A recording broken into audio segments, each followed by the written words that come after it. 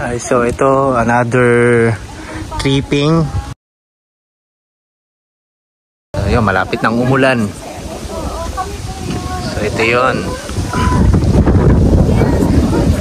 Ayan.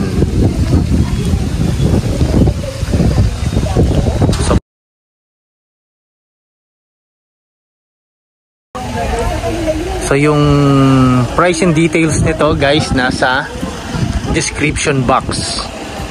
So yan.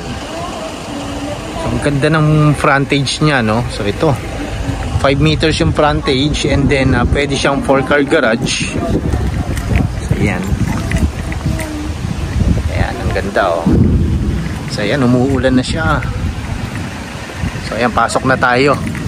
So lumalakas na yung ulan. Ayan, nag-uusap pa sila ng mga agent and clients. So ayan, nag-hello na sila. Ayan, so ang ganda ng frontage niya, no? Okay. So ayan, cut ko muna guys. This is the powder room guys. Ayan, pumasok na ako. Okay. So ito yan. So office room. Magkasawa sila dito. Hindi naman masyado kaya ito kasi magkasawa lang sila. Talaga sir. So ayan, ang ganda ng living area and yung dining. So this is the main kitchen. Ayan. Ang ganda. Kakatuwa dahil nagkita-kita yung mga maraming ahente. So yan, ang lakas na ng ulan. So ayan, may bedroom siya rito. Ayan, 2 bedrooms. And then may sarili raw siyang bathroom. Ayan. Oh, ang ganda ma'am. Ang ganda ng view rito, no? Golf course. Saktong-sakto. Ganda ng dito.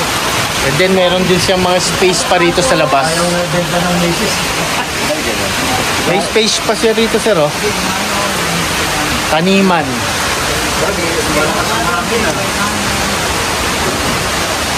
Marami na sila tanong, yung mga kalamasin, may iban. Yung mga malunggay. Magkasawa lang sila dito. So, ganda ng ceiling din, oh. Wow. Ay, binuksan yung ilaw. Tignan natin. So, dito naman. So, ito, 2 bedrooms lang siya. So, this is the master. Ayan. Ganda, oh. And then, meron siyang sariling toilet and bath. Ayan. Kasama na ba yan?